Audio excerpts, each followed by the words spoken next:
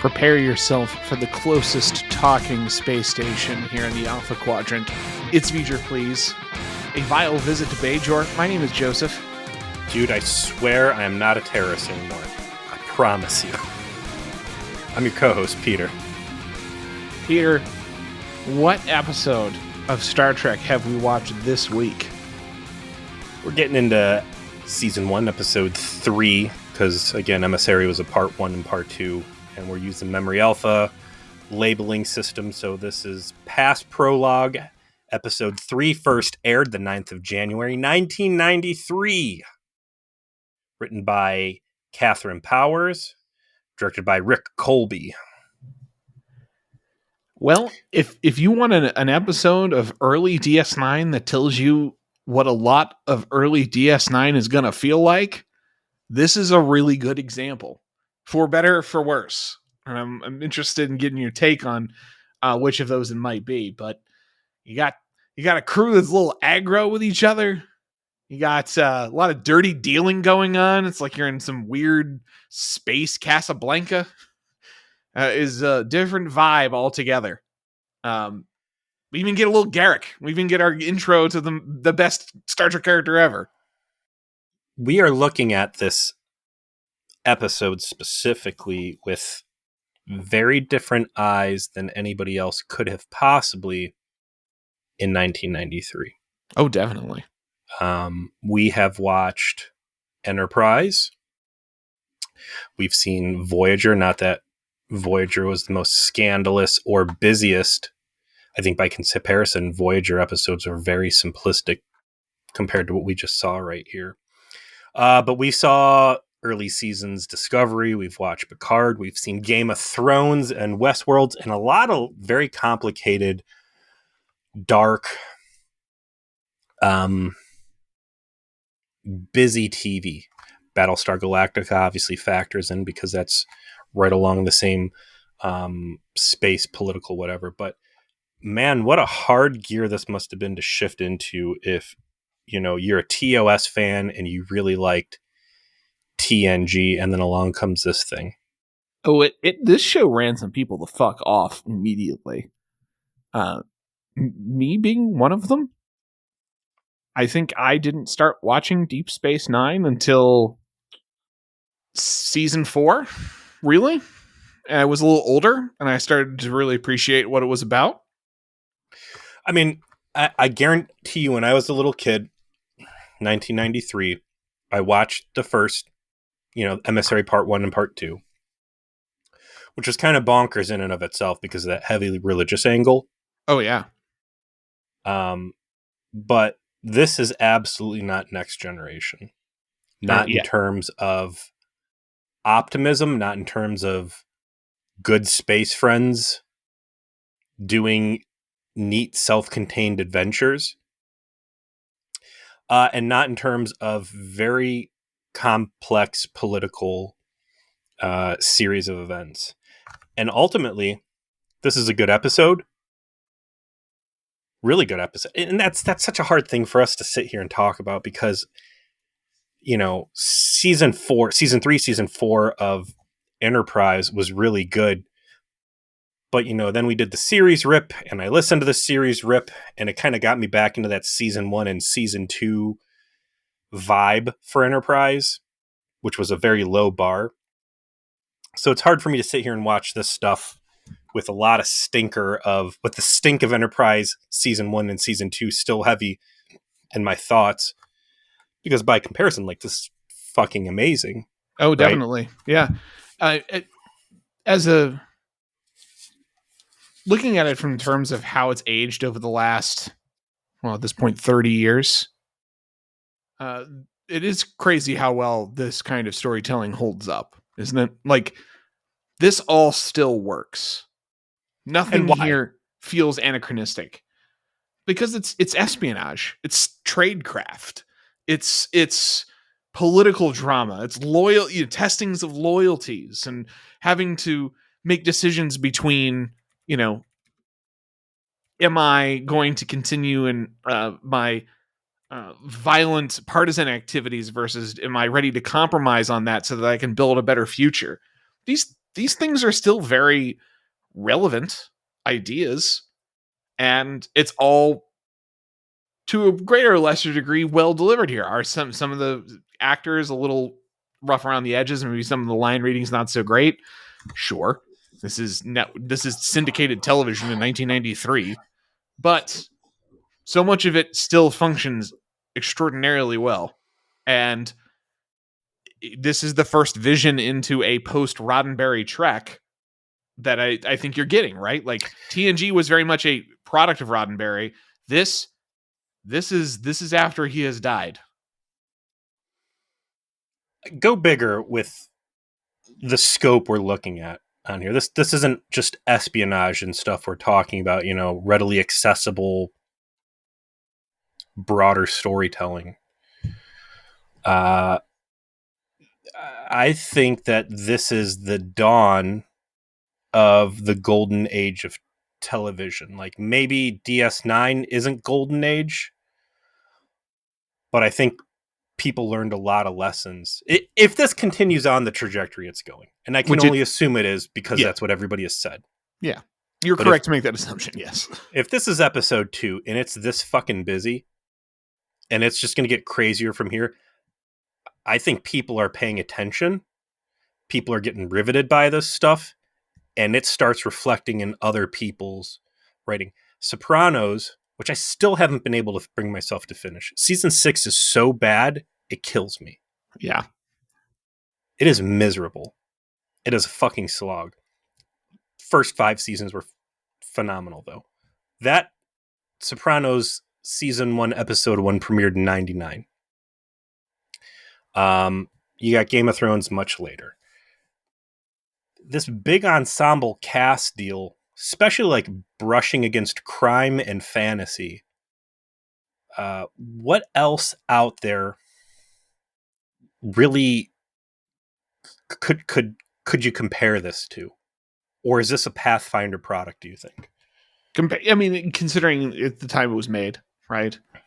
Thinking back to 1993, it's hard to know because, unfortunately for you and I, that's before we really had a broad media understanding. I was 10, right? You're a little older, but not that much older. I don't know, right? We've got fans of ours that are probably going to be able to tell us, and I look forward to that conversation. But I tend to agree that, I mean, literally Ron Moore, who created one of the tentpoles of the golden age of television, Battlestar Galactica, got to start working on this, right? And is responsible for, frankly, the best parts of this show. So there's a lot of merit to what you have to say. And we get off to the races here. Well, because just real quick, though, like things to keep in mind as we talk about this. The ensemble cast on this is nuts. Oh, yeah. And it only gets bigger. Like, it only gets bigger. And we're not talking little bullshit scrub characters. I mean, the fact they brought the Duras sisters in, amazing. So I want this to be a framing device that we view the series as a whole through as we go through the next 7 seasons of this. The size of the cast, the number of different plots going. We talk about how heavy Voyager leaned on the A plot, B plot format. I couldn't even tell you 6 plots here, I think. Well, they're all, but in Masterfully, it's all one plot. They're all just connected to each other. It's not A plot, B plot, separate tracks, different stories. No, it's all just one big story that threads itself together by the end of it. Interesting. And that'll be another thing. Are we getting different plots, or is it different facets of the same plot? You've got big politics at play, you've got local politics at play, and you've got a lot of interpersonal drama starting to flesh itself out. So incredibly busy. And it's crazy too. I've got maybe half a page of notes, and I think it's because usually my notes are like, that was funky, or that might be fun to joke about. Like, I feel like my attention was going into trying to follow along and pausing to write notes and stuff is hard to do that. So like it's a more involved viewing process. I need to figure out everyone's motivations here before I can start writing jokes. Yeah. Like, what's going on? Not enough stupid. This is what I was afraid of. Oh yeah. You know, how does this thing translate into a podcast that features comedy that's backbone is taking the piss out of the bad parts when you start running lean and thin on the bad parts? Oh, don't worry. Gull Admiral Forrest will be here shortly. How dare you besmirch his name? I'm not. I was so excited. And I'm excited, though, for one principal reason in this episode, and it is the introduction to the thinking man's favorite Star Trek character, who is the very first person we meet in this episode, and that is Garak. Garak is the exemplar of DS9 in many ways. First, he is part of this ensemble cast we're going to get to know. He is never a main character. He's only in like 32 episodes, I think, of the whole show. Yet you would never know based on how often he seems to start showing up, particularly season 3 onward. Really? Yeah. 32. And, yes. That's barely more than a season out of a 7-season show. And every episode he is in is like certified banger, right? Like never misses. And his character, like Andrew Robinson, I don't think has necessarily had a prolific acting career beyond playing specifically this character, but he found the line immediately on who this guy is supposed to be. Like, I saw him. I said, this guy must have been sitting in the same room as Nana Vister with a big plate of I Get It cookies. Yes. Yes. Very well put, my friend. Very well put. He's like, yeah, no, I already know who this. I got it. Michael Pillar, I've got it. Don't worry. You're going to want to bring me back. Here's 2 piles of paper on the desk. He's sitting there, and one is what they want this character to be. And he just puts his hand next to it and just slowly slides it into the trash. And then there's another pile with furiously written notes of, what do I want to play? Here's a character I made for an old D6 West End Games Star Wars tabletop, but I'm going to turn this Bothan into a Cardassian, and I've been playing this dude at my tabletop RPG for like 16 years. Just wait till you see how good I can play this guy. The relationship with Bashir, which now at this point, you know, there's so many mature memes out there that are just well established, well entrenched. The meme that Garak is basically a sexual predator feasting upon young twink Julian Bashir.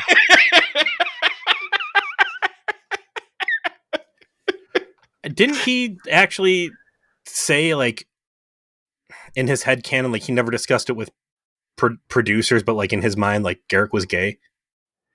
Yes. He actually said that when he talked to Siddiq Al-Faisal, he made a point of saying, like, I'm just gonna like come on to you like I want to fuck you when we do this first scene.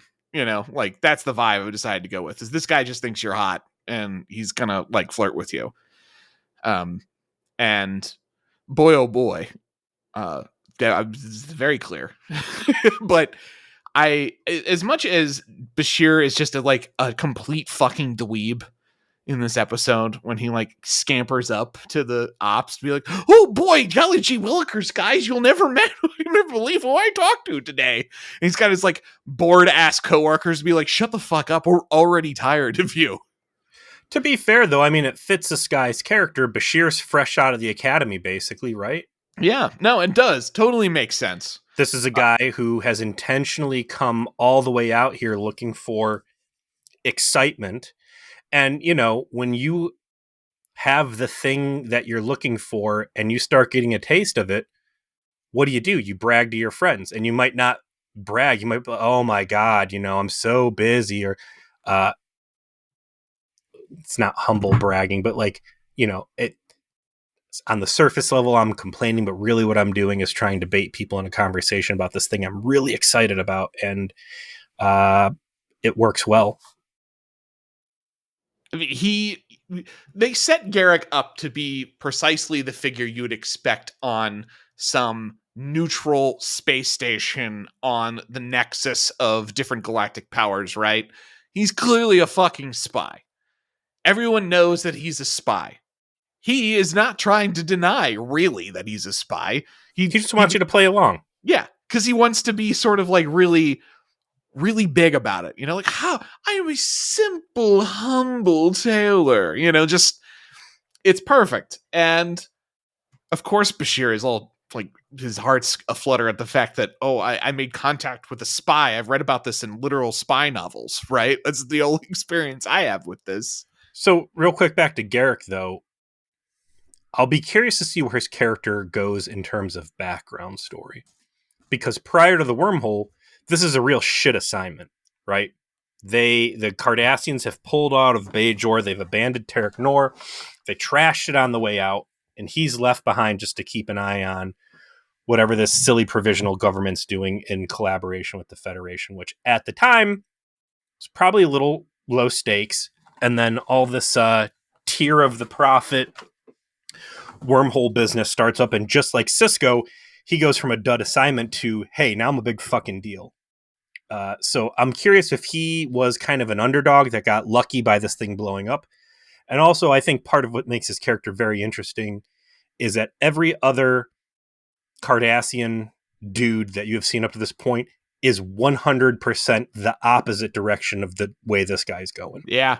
Oh, yeah. And I mean, you have immediately started to pick up on things that become very interesting about him. What's his deal? What is he doing? You know, obviously he's Obsidian Order. What does that mean? You know, and he's also not a bad guy. Not really. Not maybe. He occupies a very interesting place in the story because ultimately he's basically helping the Federation realize that these are bad guys, right? Right. That's what the story ends up telling you is he piece by piece, inch by inch, he's like, hey, Julian, look at that. Well, isn't that interesting? Why don't you drop by and get a soup from me later? And then we'll listen to that fucking conversation and maybe have a conversation with someone else about it. And it's subtle and interesting. It is. And I mean, you're cluing me in on this. He's working towards the same goal as Gull Forest.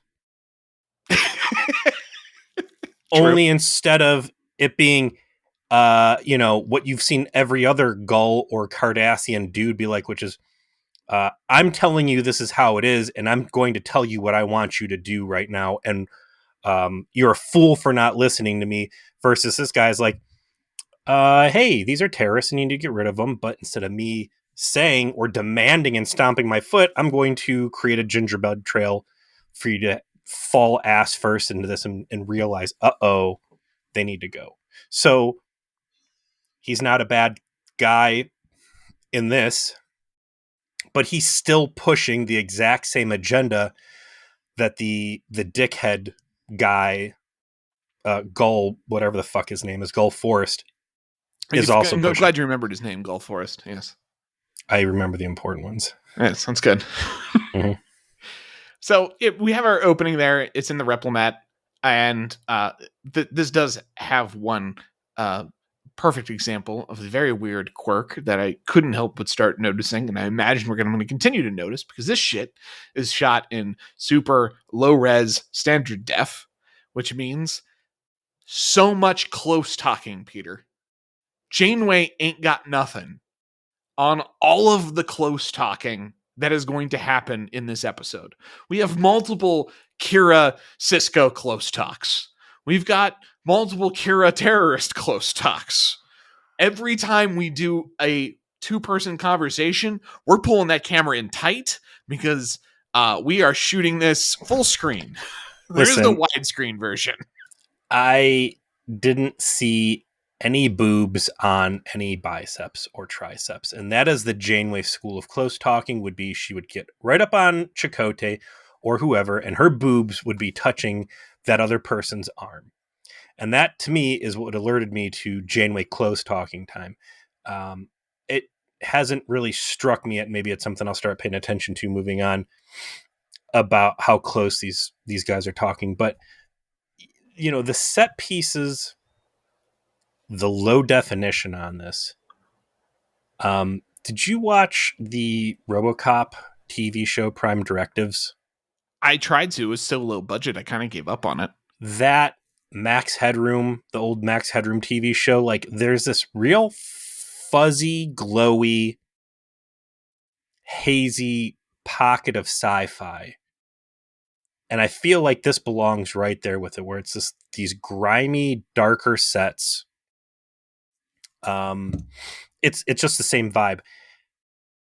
And I think at this stage right now, it's kind of charming. Oh yeah, no, it works. It works. Like the RoboCop Prime Directive show to me was a failure in the fact that RoboCop is something that kind of demands a higher budget special effects circumstance to work, and Sure. because it was so hokey and so cheap. I'm not It saying from took you out of like a quality of story. I'm just saying like this weird, maybe it's a filter that all three of those shows use, but there's just a haze to this that feels comforting. Also comforting is when Bashir is in ops. We do see the familiar face we've already talked about, right? Because there's a Cardassian warship. It starts shooting in Bajoran space. Big no-no.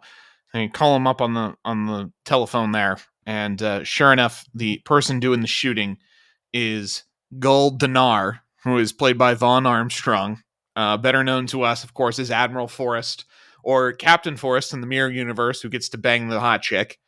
Also, the alien from Night in Sick Bay. I think I'm going to go with the headcanon that really Admiral Forrest didn't die, and he was frozen, and they busted him back out so they can go back out there and just cause some chaos in the universe, begin his disguises on, and his zany chest of fake alien blackface.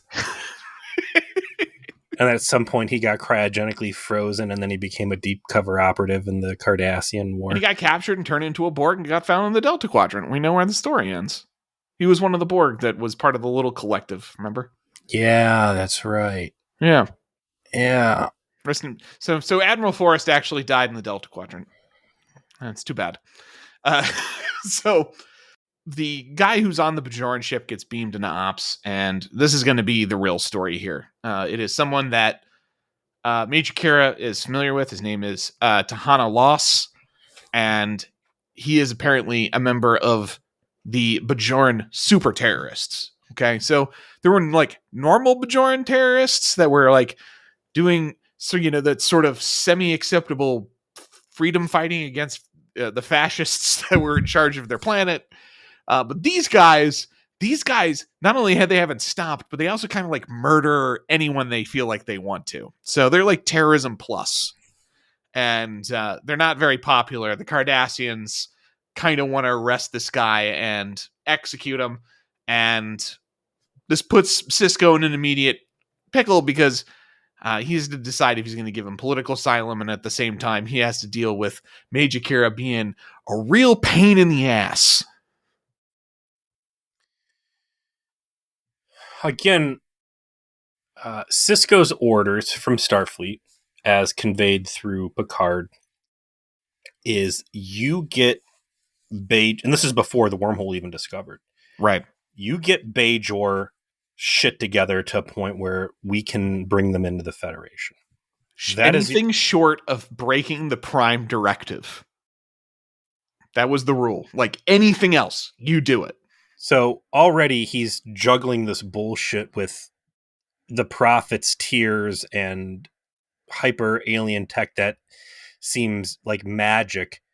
But now he also has to deal with like legit fucking dirty ass space terrorists that are, like you said, in a league above anything that's currently acceptable by the government. And if he throws this guy back to the Cardassians, he's going to lose a ton of support from Bajor. But at the same time, if he brings this guy in, it might be introducing a radical faction into this group he's trying to tame and groom. Or they might do some terrorist bombing shit and hurt people. So he's in a real pickle. And it's not helped by the Kira's just complete disregard for the chain of command and Cisco's titular authority, right? Like, also they finally got her hair right. They had I her liked her hair more in the last one, honestly. I think that the lesbian gym teacher look is quite iconic We're for gonna her. call that the Vasquez. Yeah, It's okay, yeah. much more Vasquez. Yes. Last episode, Emissary 1 and 2, was Lois from Family Guy, but now she's firmly rooted in Vasquez. I think that it just becomes her look for the rest of the time that Sure. the show goes on, so I'm just very used to it. Vasquez bordering on Gozer. Yeah, well, no, not Gozer. It's the Keymaster. No, wait, you're right. It's Gozer. It's Gozer. You're right. The Gozerian. Yeah. Stopped acting like a shove or a zool. I like the interplay between her and Sisko. I like the chemistry.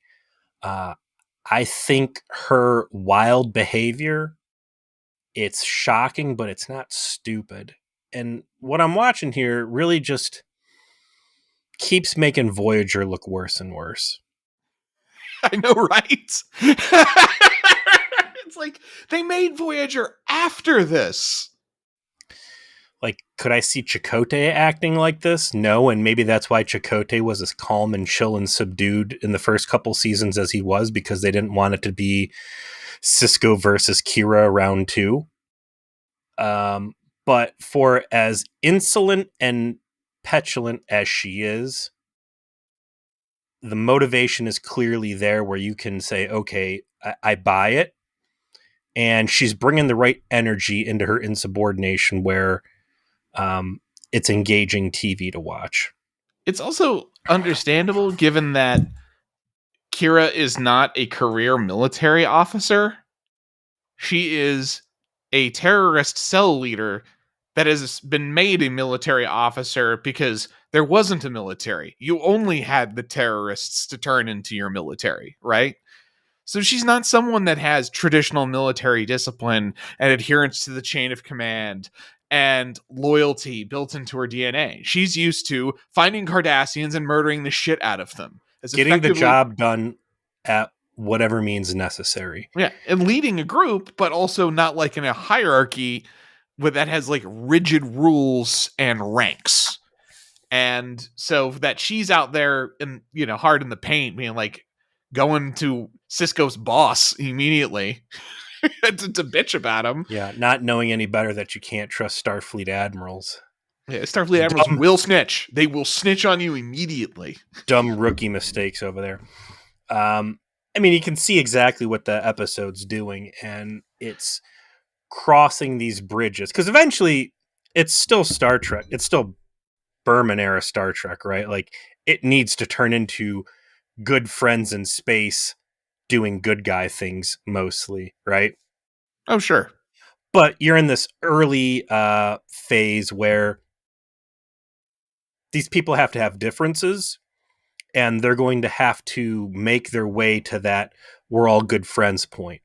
And this episode's primary function, I think, is to start the process of disabusing Kira Nerys of the idea that she can go back, that her old life is compatible with the better future that ultimately they should all be working towards, and that she is going to need to create loyalty to Sisko, and that he is going to need to be able to manifest legitimate authority by demonstration of competence. All true. And, it's interesting to think now, and with the retrospect of we're watching the whole series, of how the first 2 seasons are really more Kira's story than than anyone else's. And that's a function, I think, of what we've talked about the ensemble cast, right? And as they start to develop plot lines here, that what you're talking about here, it all kind of feeds back into Kira's its primary focus, because it's about the trauma that Bajor has suffered, their attempts to essentially reform and recreate their own government and society, the complications that are going to come with that as a consequence of their deep religious beliefs, and the differences that are going to come as because of those religious beliefs and people interpreting things differently. And what do we do about the Federation, right? which is obviously already a huge pain point to Kira and what is represented through Tahana of, well, we got rid of one oppressor who was overlording over us to invite it. Did we invite in another, right? Because the Federation never helped us. And now they're here running our space station and in charge of this wormhole. Like we're still not masters of our fate. Now we have a new Susan Tree type of relationship with a different galactic power. And maybe they're not as bad as the Cardassians, but are they good for Bajor? Do we really want them here? How much do we want to be involved with them? What do they represent? How resentful are we over the fact they didn't intervene? And can you, as a species that prior had limited interaction with the Federation, really look at the Federation and say, hey, these guys love peace and they want the best for everybody? And if we, at this stage, because I know Federation brass is going to get pretty raw and nasty into the Dominion War, right? But if we take this season 1 representation of the Federation, let's say it's the next generation Federation, right? Right. Which should ultimately be good guys. Good guys to the point where, us sitting here in 2024, we joke that, it's not warp drives and transporters. That's the unbelievable part about Star Trek. It's that Earth could set aside all of its difference and not worry about a paycheck and just do things, for the greater good.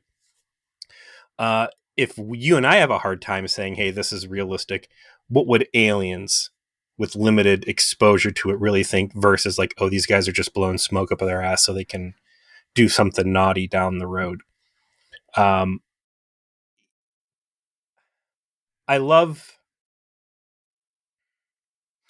a lot about this episode. The main bad guy, I love that when he's laying there in bed after like they interrogate or, Sisko comes to talk to him and everybody leaves the room and he rolls over and he doesn't like look directly at the camera while sinister music plays and they zoom in on his eyes narrowing. You're like, all right, what is up with this guy? Because he does genuinely, I think, recognize that violence and terrorism murder took a heavy weight on his soul, and it's something that he genuinely wants to get away from. And that's something he bonds with Kira Nerys over. She shows some really good traumatic baggage from the things that she's done. But this guy still has big plans. And to kind of jump around the episode a little bit, because this is such a busy plot, I love that his ultimate goal here is just to make Bajor a boring place so it can fix itself internally. Right. If it's not important, if there's not a bunch of people who are vying to control it because of the wormhole, then it can become its own thing again, which is a fairly logical, if extraordinarily misguided thought process, and makes your villain's motivations make sense.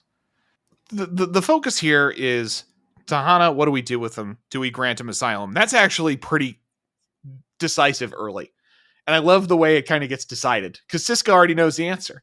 He's like, of course I'm going to give him asylum. Why?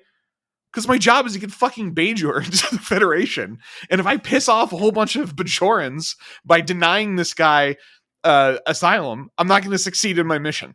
That's it. Like, no more complicated than that, right? Like, duh. I mean, like they try to give you a little bit of uncertainty of like, O'Brien talks to him and is like, you never fought the Cardassians, did you? He's like, no, I guess I never did. It's like, don't give him over. It's not good. They suck. I have experience in this. At some point, somebody showed them what a Columbia necktie is, and they just... It made their whole personality after that.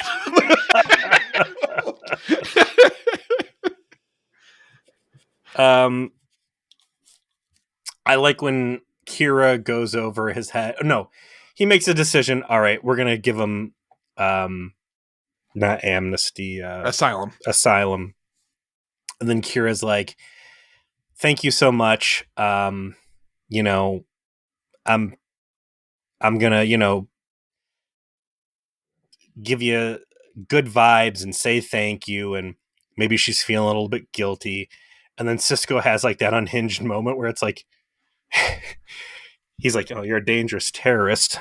You might have advanced hand-to-hand combat. Let me go ahead and completely neutralize you for the moment by grabbing you by the arm and pulling you over here to the corner, thus enfeebling you. I like that he did it while on the steps, so he could lord over her even more than he normally would. Which is what that office is designed for. Yeah. Per the emissary, is that, the prefect could be elevated above everybody else, and there he is using these nefarious tools, air quote unquote, these nefarious tools at his disposal to do just that. You ever go over my head again? I'm going to have yours on a silver platter. More things you don't hear Picard say. So one thing Picard did run into, though, are a couple pairs of giant Klingon titties from the House of Duras, and that is Lursa and Bator. And wouldn't you know it, for some reason, everyone's favorite Klingon hotties have made their way to DS9, and the plot makes a point of they're being essentially wanted criminals by the Klingons at this point. They're renegades. Yeah, like there's a whole review of it in Sisko's office when she's like, "Yeah, I know who they are. I've read the newspaper. Like they're famous." and Odo, who again continues to demonstrate himself as not a Starfleet person in a way that I think is quite refreshing, is like, "Well, you just want me to arrest them, and we'll just tell the Klingons to come fucking get their asses, and we just be done with this problem because obviously they're here to cause a problem." I mean, no one's a dummy in this plot, which is very refreshing, right? No one has to be artificially completely jabroni brained for this plot to work. People figure out what's going on as it's happening, and they set counter traps and that sort of, like, we've got deep games getting played, and Odo is no dummy.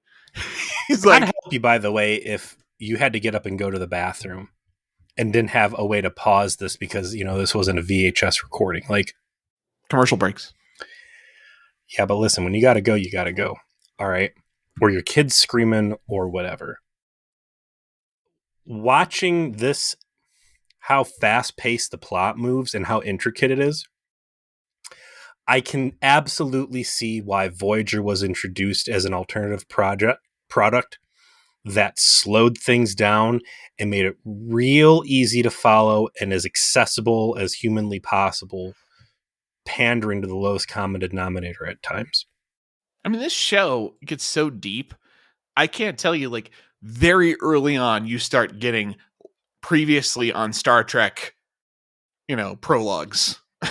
Like, constantly. I remember watching this. It was on Star 64 here in Cincinnati, if you happen to be someone from around here and know what that is.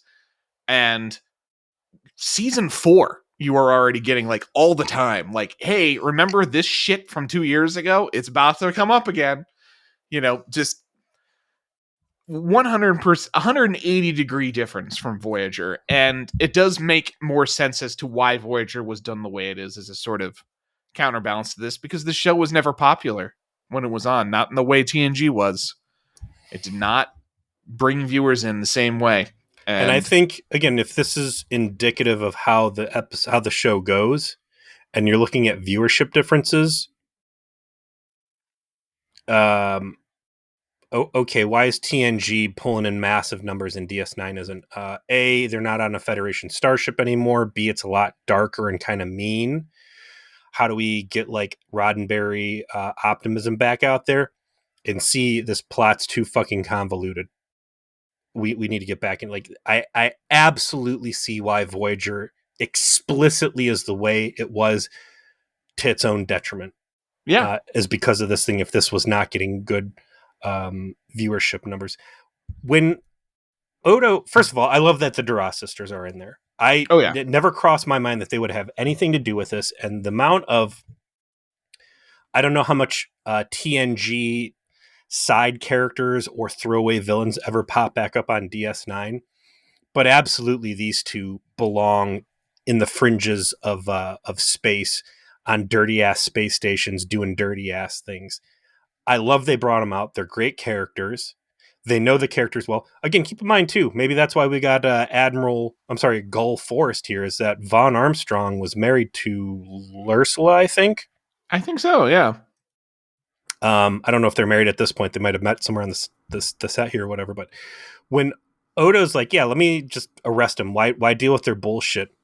And Cisco's like, we can't just arrest people. Like, very selective out of Cisco as to when he wants to be lawful, typical post scarcity society, Federation, utopia citizen, and when he wants to be manipulative, crazy man who puts children in jail to blackmail the bartender, or the local casino owner from leaving. And it, unfortunately they can't be back on here, since Picard blows them up, or I guess Riker blows them up not too long after. Rest in peace, ladies. Pieces. That's what you get for blowing up the D. Fuck you. Yeah, true. But I think you're right. Like, this is a really good call if you're trying to establish DS9 as a place on the fringe where they're just fringe characters are going to start showing up. And they are they are used very well in this because they're not really the focus of the story at all. Really, they're barely part of the story. They're just a facilitation for, like, they're making deals and trying to get some cash together because they're trying to rebuild their fucking, rebel force that lost in the Klingon Civil War. So they're going to deal with some explosives, and maybe they'll sell the guy out to the Cardassians and make a little bit more money, and then they're fucking off, right? Like, otherwise, like, they're not even interacting with most of the characters. This is what I've always wanted out of any of the other properties that we've watched, when you have throwaway bullshit characters that they're inventing fresh, and it's like, why couldn't we just use somebody that is a known quantity and was good? And normally it's because that was a guest star, and guest stars cost more money for whatever reason, because it's a good talent you want to bring back. Them roping them in, because these could have been any two throwaway aliens out there. Oh yeah. And they got the Duras sisters. It's great. I love the power that comes off. I'm like, these are just bad bitches. And they are. Like, again, I one of the things I always like to pay attention to is, like, the true sign of respect for me is when you can have an attractive, unredeemable female villain. And they are so incredibly rare.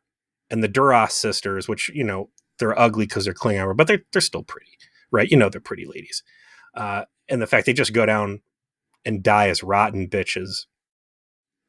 Great show of respect to those characters. But so the story here is that terrorist guy wants to buy something off of them, and he's got the money, and they want the money to replenish their forces that they're trying to, go after Gowron's seat again. But because they're rotten bitches, they're setting this guy up. So they're getting the thing they want. They're giving him the thing they want. And then they're also basically selling them out to the Cardassians. I mean, that's what they're intending to do, is we're going to make an arms deal, and then I'm going to turn around and let the Cardassians, through Garrick, know where you are, and then I'll get paid for that too. So a bounty, yeah. Yeah, so great double dealing kind of situation. Real Duras. Very Duras. And Garrick's role in the story is he's not really interested in having, like, dealing with this whole bounty situation. He just wants to let the Federation know in a way that maybe they'd be more willing to accept that actually this guy is bad. We're not fucking kidding this time. Like, we're not fucking with you. All right? This dude sucks. And you need to do something about it. Well, so what's his motivation for not just letting the Cardassian military capture him? You'll find out. Because we just met him, right? You don't know anything about him yet. Mm-hmm. There's definitely a reason. I mean, because the only reason that I could have at this point is that he's not confident that the military would be able to successfully capture him, and he has more faith in Cisco. It is a complicated journey that will be on there. What's very complicated, obviously, main drama, is Kira. Kira doesn't know what to do. She likes to She thinks fondly about the days of, murdering Cardassians and all that, but But maybe does not she fondly. though? Yeah, not fondly. Maybe, maybe it Her scarred her a little. her disclosing to Odo, which I know Odo is going to go on to have a real deep crush for her. But at this point, he's playing cold fish real well, and she doesn't seem to be super BFF with him. So it's interesting that she opens up the degree she does. And sometimes in Star Trek, it's easier to talk to an alien because they're different enough that you don't feel as vulnerable, maybe. But for whatever show she's putting on in Ops, being a little firecracker badass, like, she does not love her life up to this point. Like, I think if she had magic wishes, and one of those wishes would definitely be that none of this bad stuff ever had to happen. This is not Lon Suter. No, she's not Lon Suter. She's someone who has a lot of regret for having to have done what she did. She has moral center, but she's comfortable with having done it. She's never not comfortable with, like, it was required, it was necessary. There was no way but to use force to make you leave, right? Which I think is a clear and I think defensible line to take for a Yes. protagonist that has that background. And she goes on a journey of trying to figure out first she's like whole hog, like, oh, you guys are going to come in, the government, is going to give you amnesty. It's time to end this. It's time to reunite the Bajoran people. We all need to lay down arms and rebuild our civilization. And only to realize, of course, that he's got a whole different angle. This isn't going to work the way she thought. And her real struggle is, do I tell Sisko? Do I rat out my people? Is the way that she ultimately phrases it. And it's so more interesting to me because Sisko already fucking knows. Right? Like, and the audience knows Sisko knows. Like, between Bashir and Odo and his own intelligence, he is already figured out, we're about to get played. These guys are still terrorists. They've got some kind of fucking plan. We're going to have to figure it out. But Kira doesn't seem to know that. Kira's still kind of dealing with the situation in a way that suggests she's not in on it. Sisko has to decide, do I tell you about it? Which he says, no, I'm not. And is Kira going to go tell Sisko about it? Which, of course, is the story of the two of them starting to sort of build a bridge with each other, which is important to both of them. Do you think that Sisko is too smart? No. I think it's all reasonable. I think he's a realist. He is a man who's seen things and he's gone through things. He's not like some of the more doe-eyed Federation people. That's why he's out there. He's seen the dark side, and he's willing to.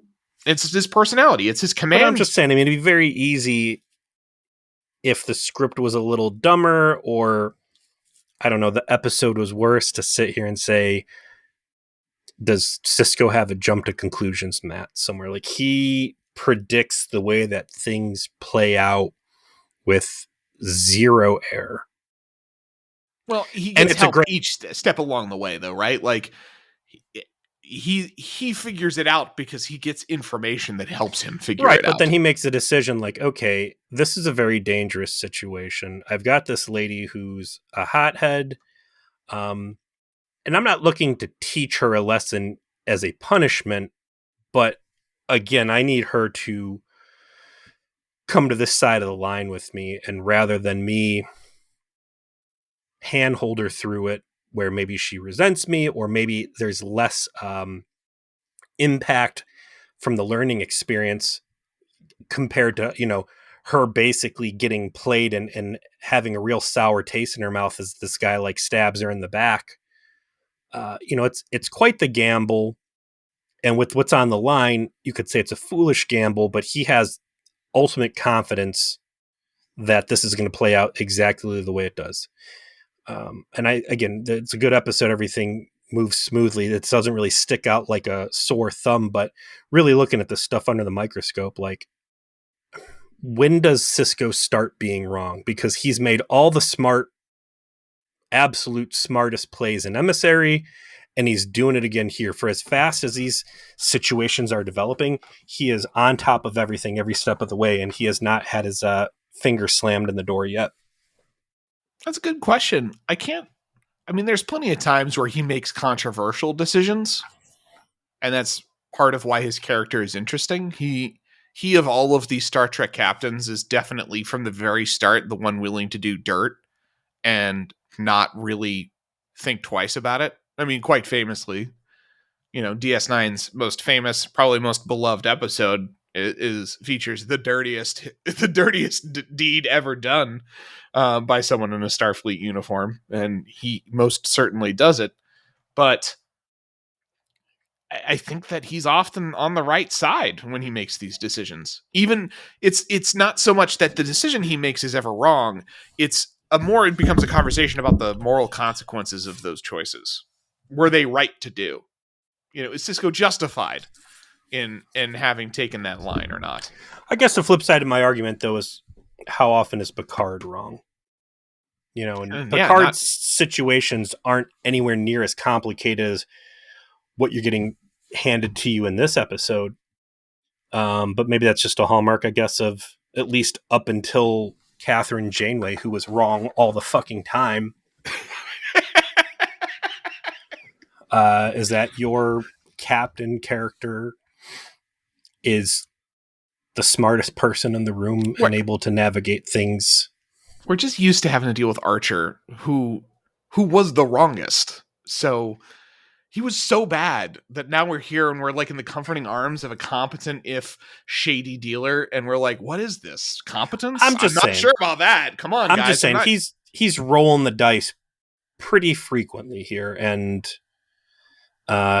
doing so without any sort of real repercussion. So anyway, she has her heart-to-heart with Odo, and then Odo's like, Sisko, come on down. Someone wants to talk to you. And I like the way that Odo like pragmatically breaks the situation down. Like,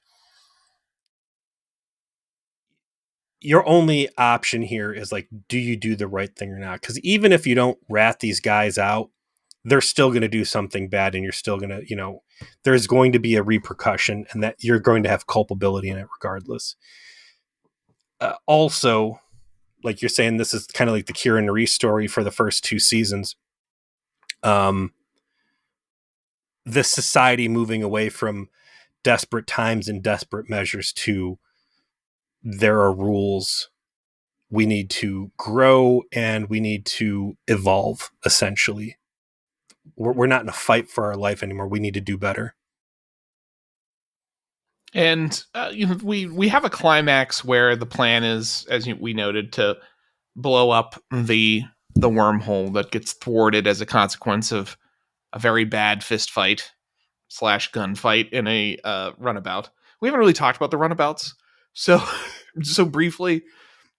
They obviously need some way to make it so that action can happen on places that are not DS9, but they don't have a ship. So 3 runabouts got dropped off by Enterprise in the premiere, and they're all named after rivers. So it's the Rio Grande, the Yangtze, and the what? The Zeti Kang and the Ganges. Ganges. So,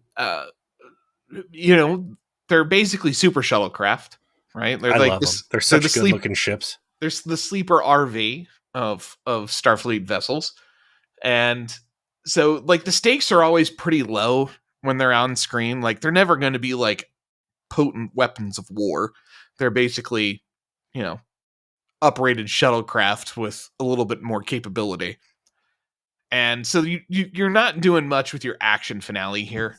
We just going to reuse the wormhole effect because it's pretty cool, and that's going to be the end of it. But we get where we need to be, which is Kira. Everyone gets in on the plan to stop this. Kira tells everybody. Bashir comes back from the little trail that was set up by Garak and was like, holy shit. And they come up with a plan, and it ends up working out that they get the runabout through the wormhole before he blows up the explosion. So he blows up the bomb, so the explosion doesn't affect the wormhole, and that's that. They arrest him, and the episode ends with Kira having chosen to trust Sisko, and that having been the correct decision.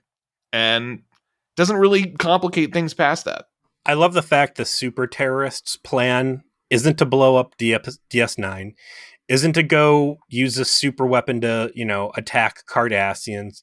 It's to simply take Bajor off the political hotspot map and give him a chance to slow things down. Is this guy wrong? No. Is he right? No. Right. I'd say it's a reasonable bad guy decision that you can sympathize with. I like the fact there's a little bit of truth to his lie in that I regret violence and I don't want to do more violence, but I'm still ignorant enough to use WMDs for other agendas. Is he turned over to the Cardassians?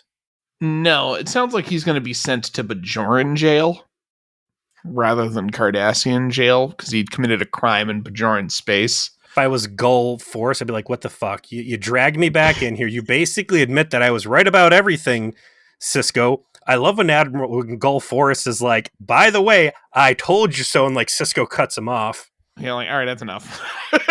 And then just because I'm not fast enough to get this guy first, you're going to blue ball me on this and whisk this guy off, and I'm ultimately going to be ineffective in everything I'm doing. Joe, do you think that had whatever the fuck his name is, Mr. Goodhair, Tana Great Hair over there, had he been effective in blowing up the wormhole, would he have prevented the Dominion War? Yes. He would have. Never would have happened. There's a Hindsight lot. 2020. Yeah, there's a lot to shoot. Maybe he was right all along. Season 2. I'm sorry, episode 3, and we're already at our first big moops. So shout out then once more to Garrick. Unfortunately, this is the only episode of the first season he's in. So we get a big helping right away, and then we get starved until season 2.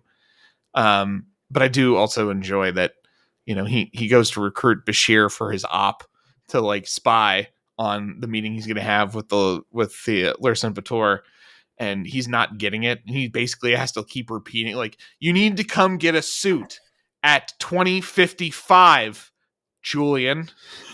Like, and he's like, oh, okay. And he could run up this, boss, what do I do? He's like, you go to a shop at 2055, you doofus.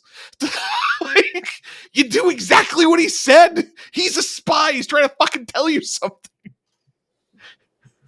Anything amazing in the very long Memory Alpha? I didn't even read it. Like, I have to stop trying to read the Memory Alpha every time because it's going to be like 8 pages. A book. Yeah. Like, boy, there sure is a lot of information here. I would very much like to have the time in my life to be able to read it all, but I fucking don't. Well. So hopefully some of this is, we didn't like repeat all of this during our episode. I guess be prepared for that, friends. We got so spoiled, or whatever the reverse of spoiled is, of there being no background information. Starved. Starved when it came to Voyager and particularly Enterprise. So I know that people love this show so much that they have granularly analyzed every individual piece, and every actor has been interrogated about every fucking line they've ever delivered here. So my apologies if anything we ever say happens to have already been in here, but deal with it. And what shall we be dealing with next week, Peter? Season 1, episode 4, A Man Alone. An old enemy of Odo's is murdered behind locked doors, and all of the evidence points to Odo as the killer. We're not lightening up. We're going to stay where it's dirty for a while. We're going to have a couple moments of levity, don't get me wrong, but not yet. Here's something I want you to think about. This is your homework. Okay. Who would win in a fight between Odo and T-1000? Think about it. Odo. All right. Well, I'm putting my money there. We'll see what everyone else says. Thank you for listening.